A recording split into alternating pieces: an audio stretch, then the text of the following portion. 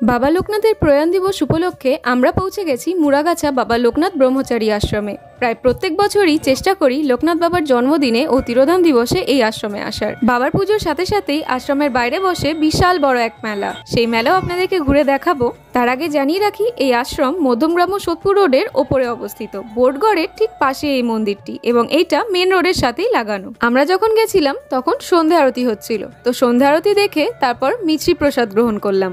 সকালবেলায় কিন্তু লাইন দিয়ে দাঁড়িয়ে ভোগ খাওয়ারও সুবন্দোবস্ত রয়েছে, তবে হ্যাঁ, তার জন্য সকালবেলায় আসতে হবে। বিশাল ভিড় হয় এই দিন এখানে, দেখুন কত ভক্তের সমাগম ঘটেছে। অনেকক্ষণ আশ্রমে বসে তারপর আমরা বাইরে বেরোলাম মেলা দেখার উদ্দেশ্যে। বিশাল বিশাল বড় একটা মেলা বসে অনেকটা জায়গা জুড়ে, মাঠ ছাড়া রাস্তার ধারে এত বড় মেলা আমার প্রথম এই লোকনাথ বাবার আশ্রমের বাইরেই দেখা। আর মেলায় ঘুরতে কার না ভালো লাগে বলুন তো? আমার কাছে ছোট্টবেলা থেকেই মেলা মানেই হচ্ছে জিলিপি। মেলার জিলিপি খেতে আমার দারুণ লাগে। তো জিলিপি, বাদাম ভাজা এসব কিনে হাঁটতে হাঁটতে সামনে আরো একটা আশ্রম দেখতে পেলাম, মানে মন্দির একটা, এটা প্রাইভেট মন্দিরই কারো বাড়ির, কিন্তু বাবার জন্মদিন ও প্রয়াণ দিবস উপলক্ষে সর্বসাধারণের জন্য এই মন্দির খুলে দেওয়া হয়, প্রসাদ বিতরণও করা হয়। আর তারপর আবার মেলা ঘুরতে ঘুরতে কিনে নিলাম টুকটাক কয়েকটা জিনিস। মা কিনলো একটা চুড়ি, একটা স্টিলের গ্লাস কিনলাম, আরো অনেক স্টিলের বাসনও কিনলাম, একটা কাচের গ্লাস কেনা হলো, তারপর পাপড় ভাজা কেনা হলো, অনেক ছোট ছোট টুকটাক টুকটাক জিনিস কেনা হয়েছে। মেলার জিনিস কিনতে কিন্তু খুবই ভালো লাগে। ব্যাস, তারপর এবার বাড়ি ফেরার পালা। 3 জনে 3 কাপ চা খেয়ে খুব সুন্দর একটা বিকেল কাটিয়ে ফিরে গেলাম বাড়ি।